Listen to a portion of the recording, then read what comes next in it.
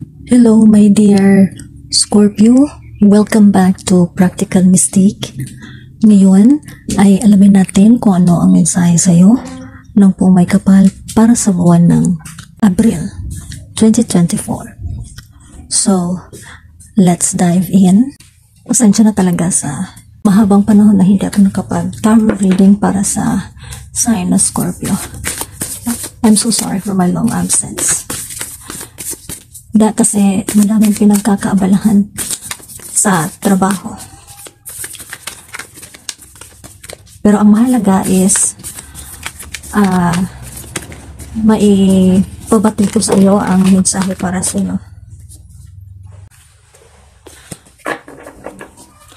Thank you, universe, spirits, angels, my ancestors, and the celestial teams.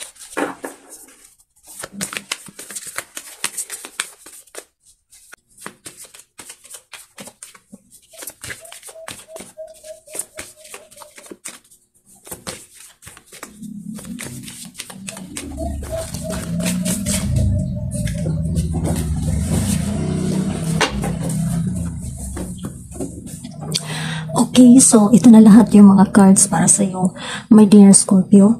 So, ang una natin kukunin is dito sa pinakaunang card mula sa hanay ng mga Lightseer Tarot deck. At ito ay ang Knight of Cups.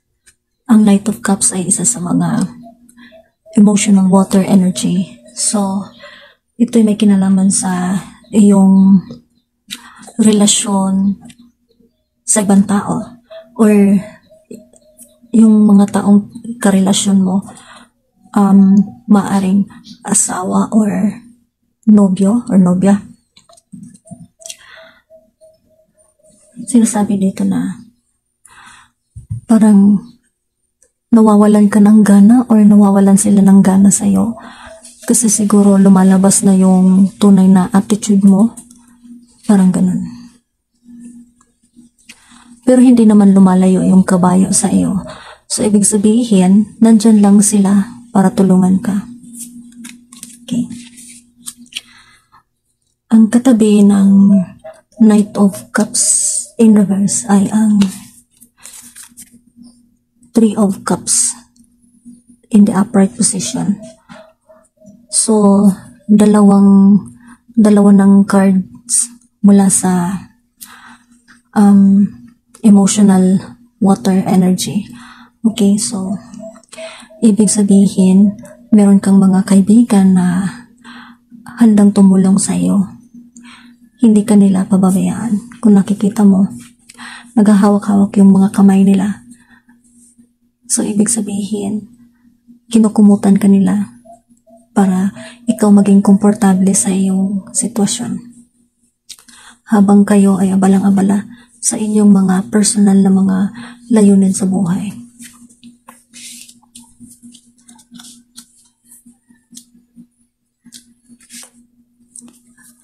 Kaya lang ang pumapagitna sa Knight of Cups in reverse saka Three of Cups in the upper position ay ang tinatawag na Ten of Pentacles na negative. Alamin natin yan.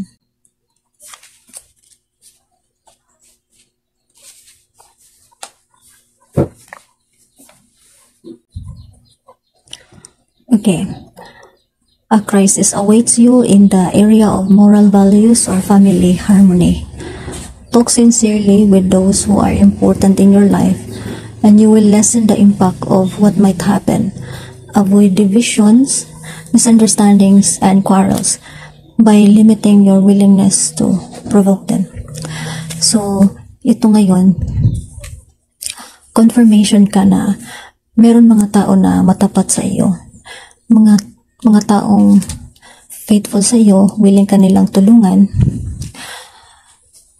Ang Ten of Cups na ito ay may kinalaman sa financial.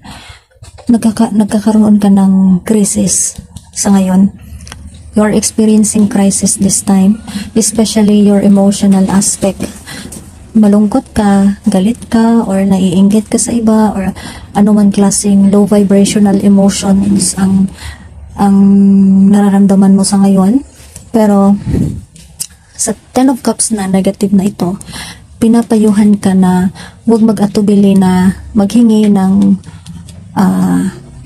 payo or comfort mula sa mga taong mahalaga sa iyong buhay. Yung mga tao na faithful sa iyo, na gusto ka nilang tulungan. Okay, so huwag kang mag-atubili na maghingi sa kanila ng tulong, at pinapayuhan ka na hindi mo dapat ilayo ang iyong sarili sa kanila. And that. This is the Empress in reverse position. So, ibig sabihin, hindi ka nurturing this time.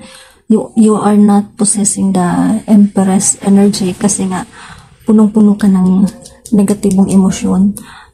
Sa katunayan, ikaw pa yung nangangailangan ng tulong ng ibang tao. So, double confirmation itong the Empress in reverse.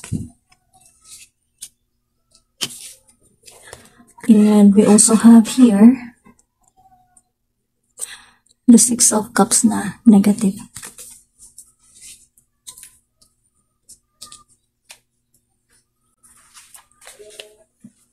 Punong-puno ng emosyon ngayon si Scorpio. Mabigat sigurong dinaramdam ni Scorpio sa ngayon. So, itong Six of Cups na negative, your emotionality and vulnerabilities may prevent you from feeling your worth and making balanced right choices. To regain your sense of self and your lost clarity, accept the moment of instability. Understand that it is better to wait and figure out who you really are rather than hastily making mistakes. So, ibig sabihin, punong-puno ka ng mabigat na emosyon ngayon.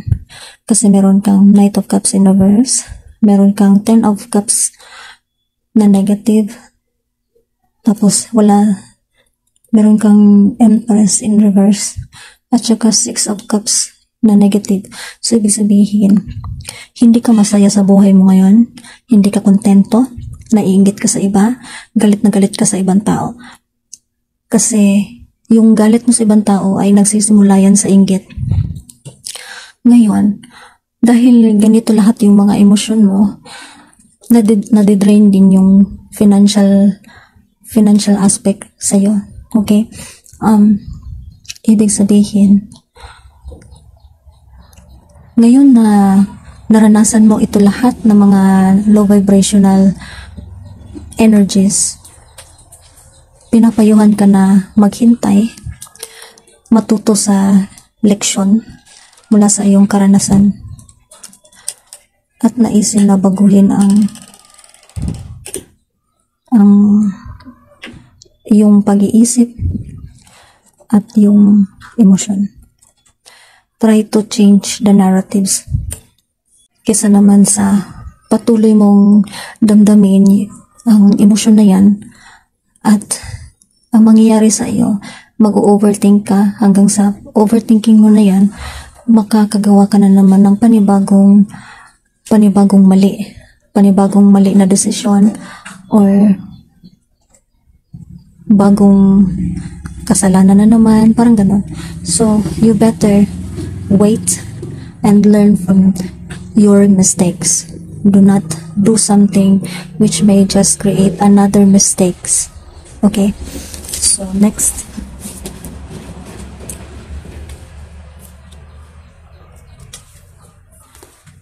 Ito ay ang The World. Kung ang The Fall ay the beginning, The World is the ending. Pero para sa iyo, hindi pa siya tapos. Kasi, dahil sa emosyon na nararanasan mo ngayon, parang nanatili kang stuck sa karmic cycle na yan. Ang nalalaman ko sa aking mga mapait na karanasan, based lang sa akin personally, na kapag nakakaranas ka ng mga emosyon na low vibrational, ikaw ay manatiling low vibrational at mananatiling nakatali sa karma. Okay? You are being leashed by the grip of karma. So, ito nangyayari sa'yo. Hindi natapos yung karmic cycle kasi hindi ka pa natuto sa iyong karanasan. At hindi ka nag-move on, hindi ka nag-healing. You are still unhealed, no? Damang-dama mo pa rin yung wounds na nasa iyo sa ngayon. Kung nakikita mo, ang kulay na ito, itong pula, itong kulay ng kanyang damit, itong pula ay sumisimbolo sa root chakra. Itong dalandan ay sa sacral chakra. Itong dilaw ay sa solar plexus chakra. Itong berde ay para sa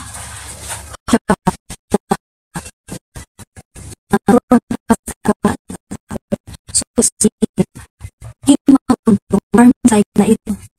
Karmic karmic dahil hindi mo natin balanse ang iyong mga sakwan. Hindi naging balanse yung mga chakra sa katawan mo kasi nga punong-puno ka ng mga mabibigat na mga emosyon. You are experiencing low vibrational energies right now, so you are still being leashed by the grip of karma. Okay?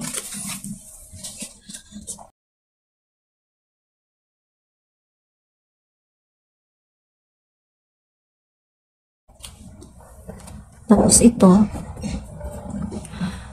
ang 9 of Wands. 9 of Wands.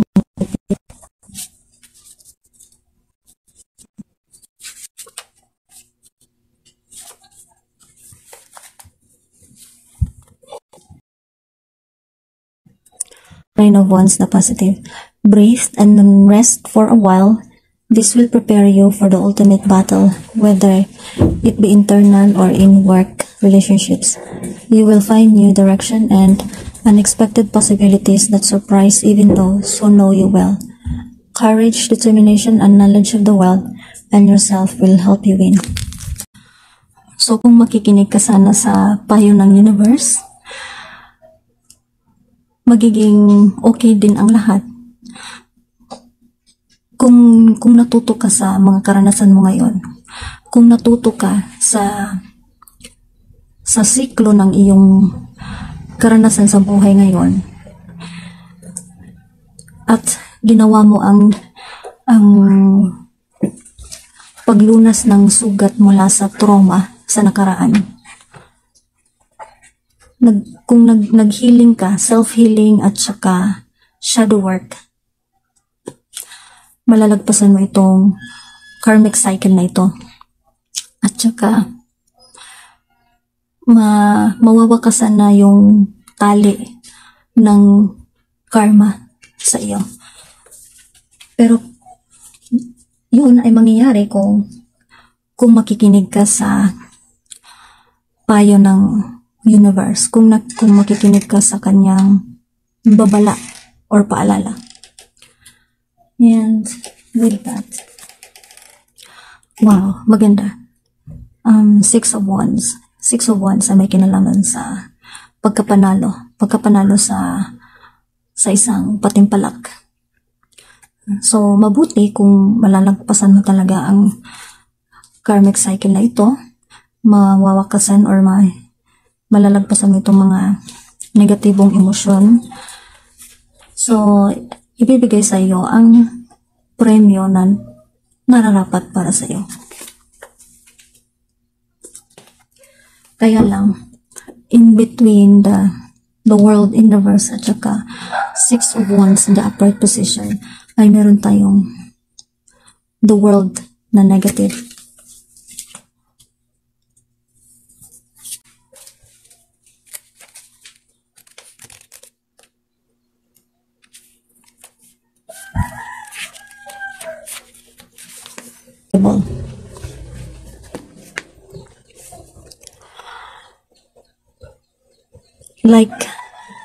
Like clay. It is malleable like clay. The fulfillment life depends in the right desires and the ability to rejoice together with the planet. Negative partial success and satisfactory results may also presage an end of problems or worries. New intentions are favored as well as the beginning of relationship, work, and travel. All this will require abandoning rigid certainties and letting yourself be carried by beautiful possibilities that life offers. So, ibig sabihin, kung makikinig ka sa paalala ng universe, magkakaroon ka ng panibagong oportunidad sa buhay. Hindi ka magiging mananatiling stuck sa karmic cycle. Ngayon, so in between 10 of Cups na negative at saka 6 of Cups na negative ay ito ang 4 of Swords. Ibig sabihin, ikaw ay nakakaranas ng takot, pangamba, stress. Na-stress ka sa trabaho, nabalisa ka tungkol sa mga pangyari sa ibang tao, at hindi ka nabalisa sa iyong buhay, nabalisa ka lang sa ibang tao, at saka natatakot ka siguro na parang meron kang kinatatakutan. So isa yan sa mga emosyon na nararanasan mo ngayon. So kailangan mong magpahinga mula sa mga heavy emotions na ito. Tapos in between 6 of Cups at saka 9 of Wands na positive ay meron tayong 10 of Pentacles pala. 10 of Pentacles na in reverse. So double confirmation ito dito sa 10 of Pentacles na negative. Ibig sabihin,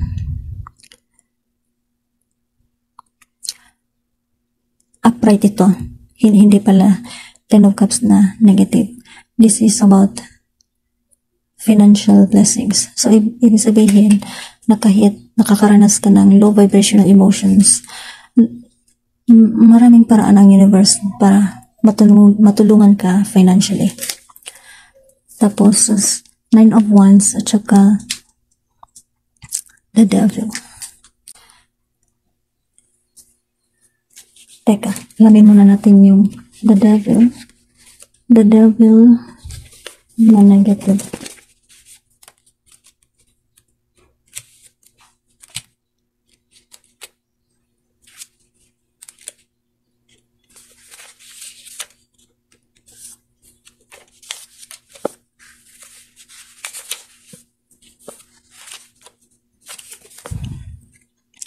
The Devil na negative.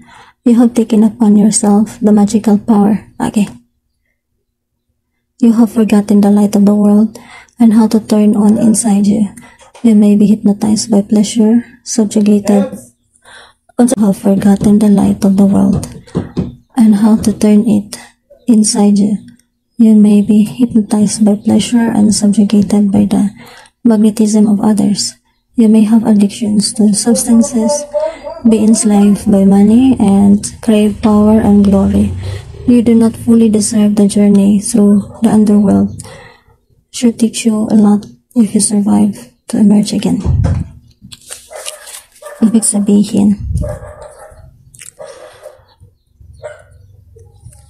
you are totally addicted sa mga bisyo. Meron kang bisyo na mahirap sa iyo baguhin.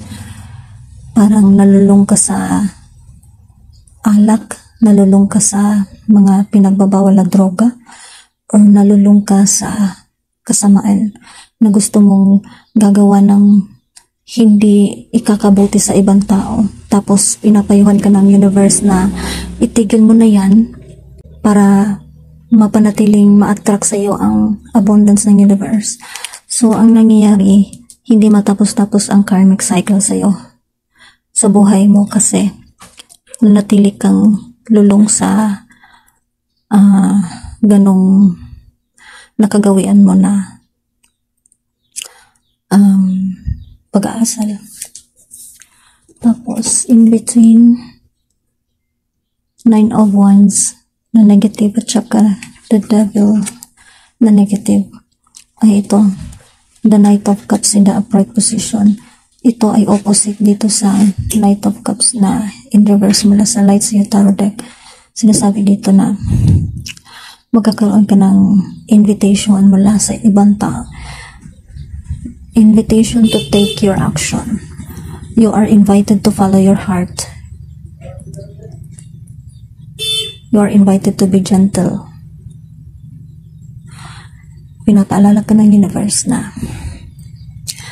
maging mabait sa ibang tao. And dito sa Four of Swords in the upright position na pumapagitna dito sa Ten of Pentacles na negative at saka Six of Pentacles na negative ay ito. My life is a mirror. So, ito na ngayon ang parang sinasabi nito na the law of karma is real. Kung ano yung iniisip mo, kung ano yung dinaramdam mo tungkol sa ibang tao, yun din ang mag-a-attract sa'yo. You are creating your own realities. And that reality you are creating will be attracted to you. Kasi nga, the quality of your future depends upon the quality of your thoughts. The people in your life are really mirrors of you. This affords you the opportunity to grow and change. May mga tao na dumadating sa buhay mo para ipapakita sa iyo kung sino ka dapat. So, ang mga taong iyan ay tinuturuan ka kung paano maging ikaw. At tinuturuan ka din na baguhin pag-aasal mo na dapat mong baguhin. Kailangan mong magbago para makaligtas ka sa karmic cycle na ito.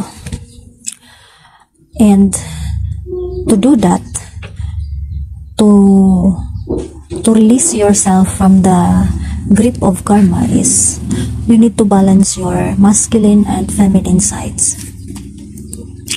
Maganda ito na card kasi pinapakita dito na kung merong 3 puno dito, meron ding 3 puno dito. Ang tao kasi merong masculine energy at saka feminine energy. Dito banda is masculine energy. Ito naman ay sumusimula sa feminine energy. So, you have to balance both. The masculine and feminine parts of you are in perfect balance, in harmony. You are at peace and all is well. Very good. So maganda ito. Declare this to yourself that you can overcome the temptation in your life. That you can overcome the invitation of the devil. Kanina, habang sinashuffle ko yung mga cards, nakikita ko yung Two of Swords at saka the Devil.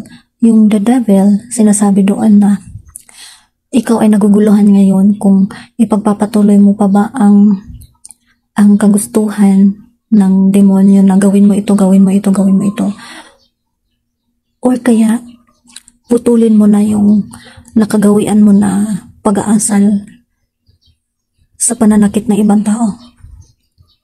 Yung mga tao na inosente, walang kalaban-laban.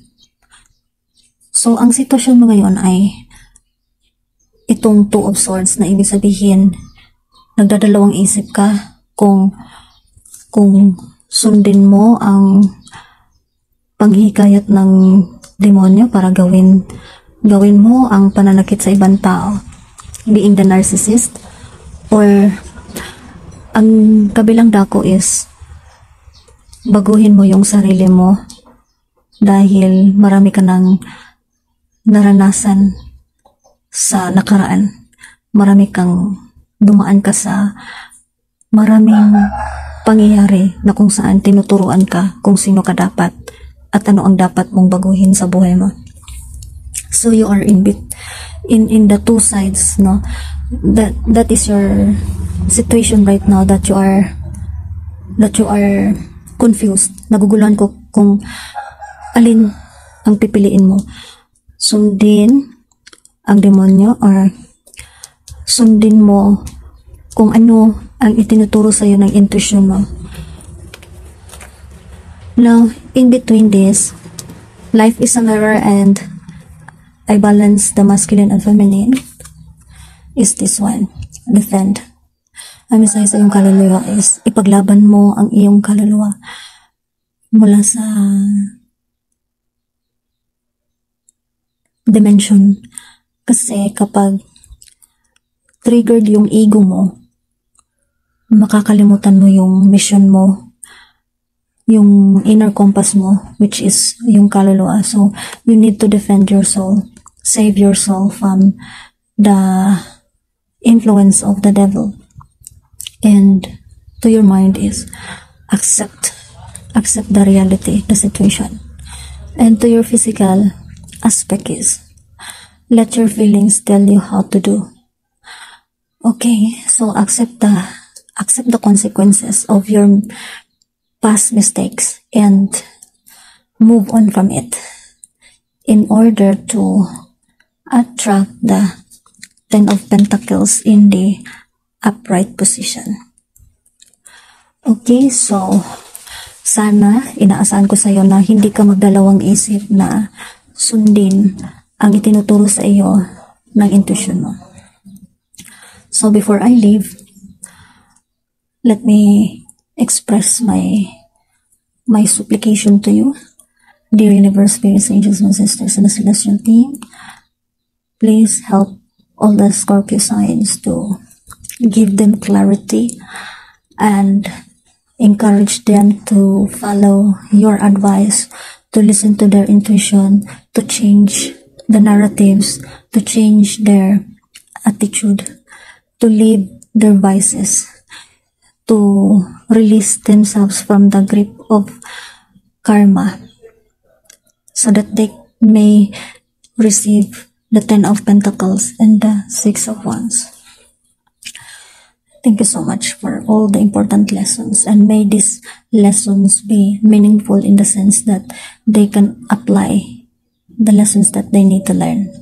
Thank you so much for your wonderful opportunities for us. Thank you for all the miracles and your support to one and all, and this I express to you. Thank you, universe, spirits, angels, and sisters, and the celestial team. Thank you, universe. Amen.